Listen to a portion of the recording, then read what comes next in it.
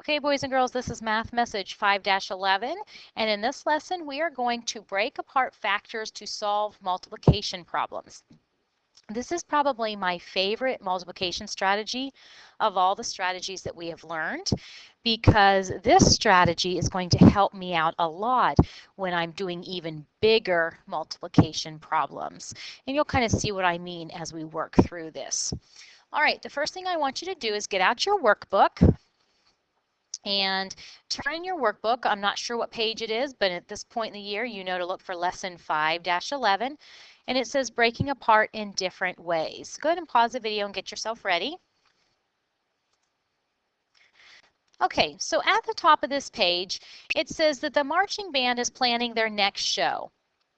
They begin by forming an array with 7 rows and 6 marchers in each row. Then they separate into 2 smaller arrays that still have 6 marchers in each row.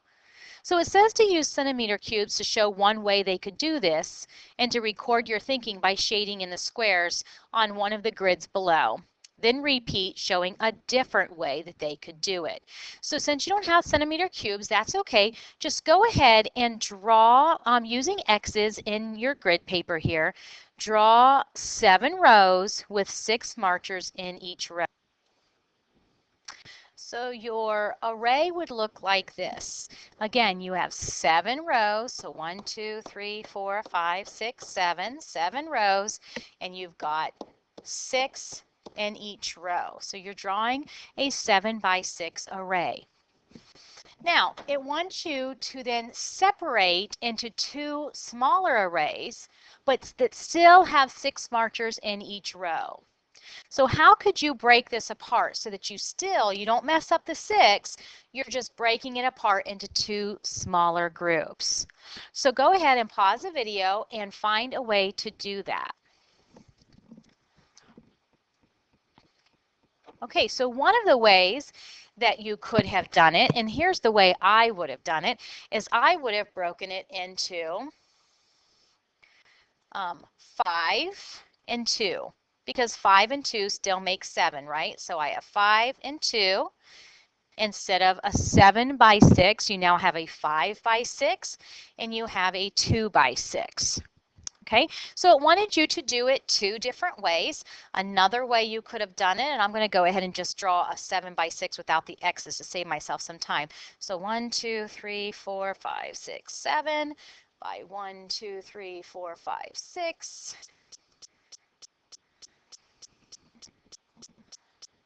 Okay, so there's another 7 by 6, and again, I could break it a different way. So maybe I broke it into 3 and 4. So I would have a 3 by 6 and a 4 by 6.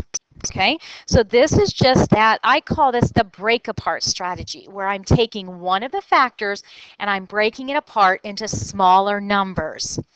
Now, boys and girls, the reason that we would do that is so that if we had a problem that we didn't know what the answer was, so if we were doing a problem like 7 times 6 and we didn't know what the answer was, we could go ahead and break one of these factors down into smaller parts and do them in smaller parts.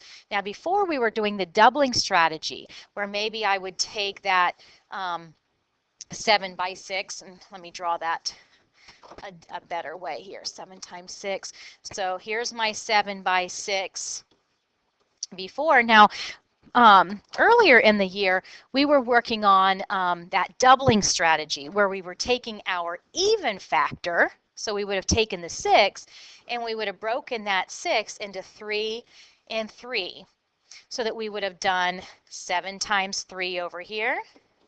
And we know that's 21, and do 7 times 3 over here and get 21. And when we put those together, we would have 42, right?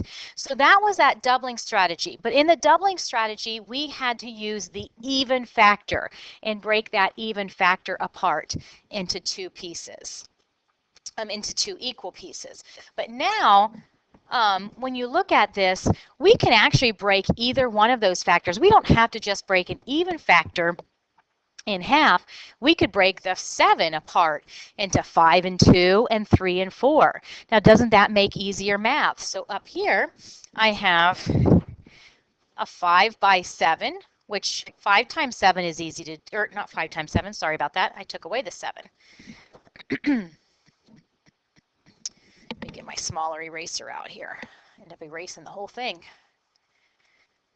Okay, so up at the top, I have a 5 times 6 for this part of the array, and that's easy. 5 times 6 is 30, right? And then down here, I have a 2 by 6. That's easy math. 2 times 6 is 12. And then when I put those two pieces together, 30 plus 12, I have 42. All right, so now let's look at a couple more problems. Look at number 1. It says you have a rectangular garden that is 7 feet wide and 8 feet long. You decide to plant flowers in one section and vegetables in another. Sketch at least 2 different ways you can partition or divide your garden into 2 rectangular sections. Label the side lengths of each of your new rectangles. So let's go ahead and I'm going to do one of the rectangles with you. All right, so now when we break this rectangle apart, I can break either the 7 or the 8, and I could break it any way I want to. All right, so I'm just going to go ahead, because we were practicing before always breaking that even factor, I'm going to go ahead and break the 7 instead. And again, boys and girls, break it into easy numbers. You want the new numbers you break it into to be easy to multiply.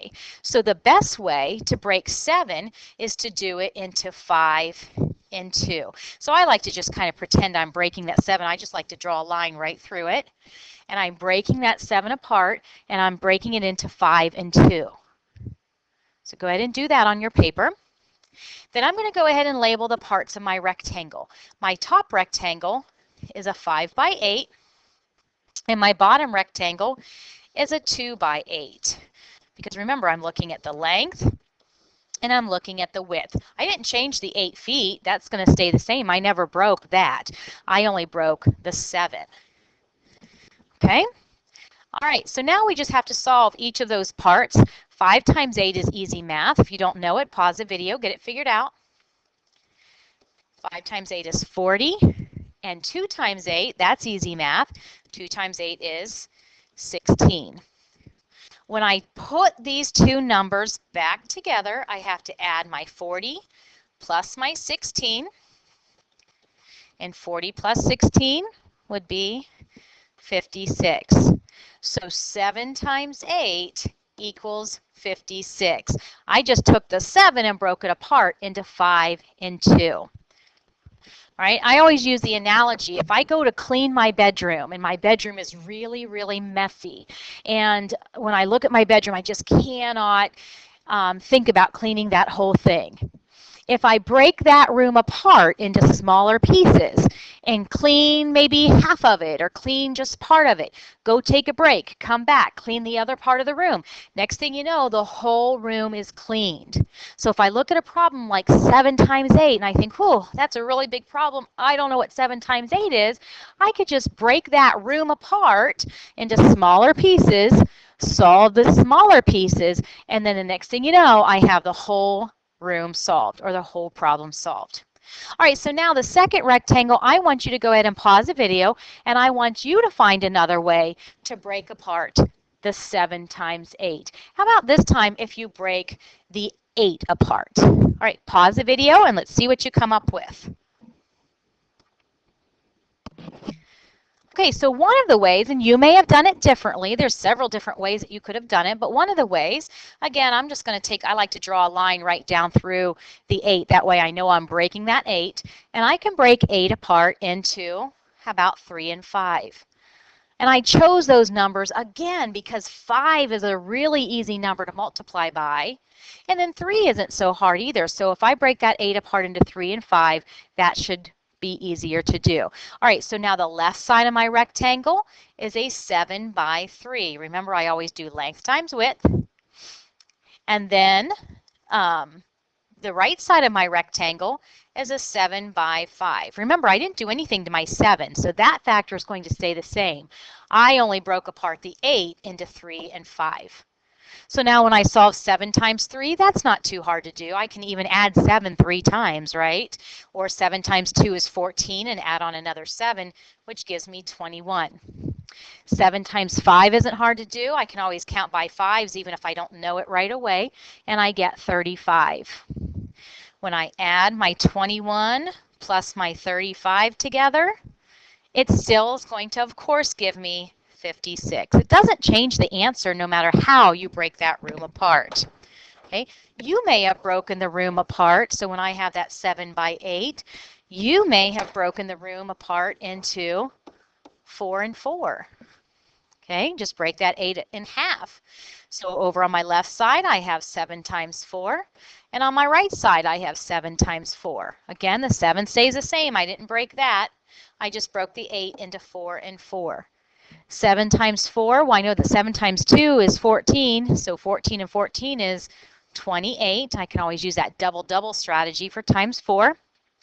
And of course, this side is going to also be 28. And when I add my 28 plus my 28, again, I get 56. All right, so then down here, you're going to write a number model using easier helper facts for one of your ways. So let's just use the green way that we did up here. So 7 times 8, I broke that into 5 times 8 plus 2 times 8. See how I broke it apart into the 5 times 8 and the 2 plus 8, and then we added them back together. And so when you think of that whole problem together, then 7 times 8 is 56. All right, let's try some, oh, actually, no, I have another page of this to do. So let me find that. There we go. I just hit the wrong button there. All right, so here, if you turn the page, so now we're on page 186. If you turn that page and look at number 2, it says this time your friend wants to solve 8 times 9. You suggest that she imagine a garden that is 8 feet wide and 9 feet long. Help her break 8 times 9 into 2 smaller helper facts using the rectangular garden. Show one way to break apart the 8 by 9 foot garden. All right, so now you're going to decide which factor you're going to break apart because it says I will break apart the factor. So you got to decide if you're going to break apart the 8 or if you're going to break apart the 9. And then tell me what you're going to break that into. Okay, and then the factor, the other factor, is going to stay the same. So show what you did on the rectangle. So let's go ahead and do this one together. Let's break apart the 9. So I'm going to break the 9. Now, what do you think is the best way to break the 9 apart? Again, I always think about 5. So I can break 9 apart into 5 and 4. So I'll put the 5 over here since it's a bigger side, and 4. All right, so I broke 9 into 5 and 4. The factor blank will stay the same. So which factor stayed the same? Well, we didn't touch the 8. All right, boys and girls, go ahead and pause the video and go ahead and do your multiplication problem for this side, and then put those 2 sides together to find out what your 8 times 9 is. Go ahead and pause the video. All right, so on the left side, you should have had that this was an 8 by 4. And on the right side is an 8 by 5. 8 times 4, anything times 4, I know that's a doubles double, right? 8 plus 8 is 16. 16 and 16 is 32. 8 times 5, that one should be an easy one by now. It should be kind of stuck in your head, is 40.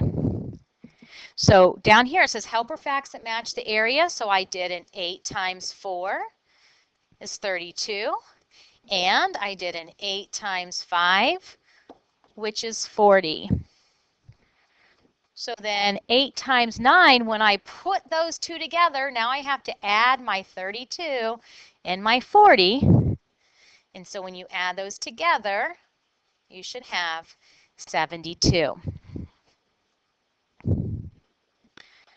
All right, now for number 3, go ahead and break apart the 7 times 6 into smaller factors and show what you did on the rectangle. So decide if you want to break the 6 or if you want to break the 7. Go ahead and break that rectangle apart and find your answer. Go ahead and pause that video. All right, so we actually did this one earlier when we did, when I first introduced this lesson. So I'll do this real quick. You might have broken it a different way, but I would have broken the 7 into 5 and 2. Do 5 times 6, which is 30. 2 times 6, which is 12. And then when I put my 30 plus my 2 together, I have 42. So no matter how you broke apart that rectangle, your final answer will always be 42. All right, now I want to show you some bigger problems. I want to show you why I like this strategy so much. Let's say that I had the problem 15 times 6. Now, that is a pretty big problem, right? So let's go ahead and I'm going to draw a rectangle that is a 15 by 6. Draw my 15 here and my 6 here. All right, now which factor does it make sense to break apart? So boys and girls, if you don't already have in front of you, go ahead and grab a piece of paper, pause the video, get a piece of paper. I want you to draw this 15 by 6 rectangle. Okay, so what factor does it make sense to break apart? It kind of makes sense to break apart that 15, right? That's the hard factor. You don't, we didn't have any strategies for anything times 15. So what if I took that 15 and I break it apart? What would be the best way to break apart 15? Into easier numbers. Think easier numbers. I'm going to give you a hint. If I have a double-digit number, I'm always going to break it into the tens and the ones. So I'm going to break that 15 apart into 10 and 5. Okay, pause the video and see if you can figure out the answer to 15 times 6. All right, so the top rectangle is a 10 by 6, which equals 60. The bottom rectangle is a 5 by 6, which equals 30. And when I put both rectangles back together, my 60 plus my 30 equals 90. All right, let's go ahead and do one more problem. And let's do 12 times 9. All right, go ahead and draw a rectangle. You're going to draw a 12 by 9. Pick the factor that you want to break apart, and then see if you can come up with the answer for this problem. Pause the video. All right, I would have drawn a 12 by 9, and it really doesn't matter which way you draw your rectangle. You could draw it this way, or you could draw it this way. It really doesn't matter. Either way, okay? Doesn't matter. Remember that turnaround rule, you're going to get the same answer, so it doesn't matter. So then pick the factor you want to break apart. Of course, I'm going to pick the 12. Now, you could have broken the 9 into maybe 5 and 4, but I'm going to choose to break apart the 12. Now, I could break the 12 into 6 and 6, but what if I don't know what 6 times 9 is? Then I'm still stuck, and I still can't figure out my answer. So I'm not going to break the 12 into 6 and 6. I'm going to break the 12 apart into, let me erase that here. I'm going to break the 12 apart instead into 10 and 2. Now those are easy factors, right? They still equal 12, but I can multiply very easily by 10. I can multiply very easily by 2. So my top rectangle is a 10 by 9, which equals 90. My bottom rectangle is a 2 by 9, which equals 18. And when I put the 90 plus the 18 back together, I would have 108. All right, so look how you can take these bigger problems and use that break apart strategy. Pick one of your factors, break it apart into easier numbers, do those smaller rectangles, and then put it back together. All right, boys and girls, I would encourage you to, when you're done with this video, maybe try some other problems. Maybe, let me give you some. Maybe do 13 times 8. Maybe do 14 times 7. Maybe do, let's see here, how about 16 times, let's do 16 times 6. Okay, try these 3 problems out using the break apart strategy, and then maybe use a calculator and check your work and see if you're coming up with the right answer. That is it for 5-11.